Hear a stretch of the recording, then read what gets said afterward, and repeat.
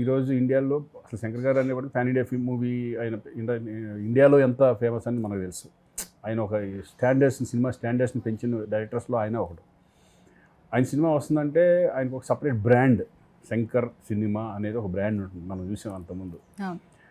అటువంటిది ఇప్పుడు ఈయన ఇంత పెద్ద స్టార్తో చేయడం, అలాగే ఈ ప్రొడ్యూసర్ దిల్ రాజు గారు మళ్ళీ అందుట్లో, ఈ ముగ్గురు కాంబినేషన్స్లో వస్తున్న సినిమా కాబట్టి ఆడియన్స్లో హై ఎక్స్పెక్టేషన్స్ ఉంటాయి.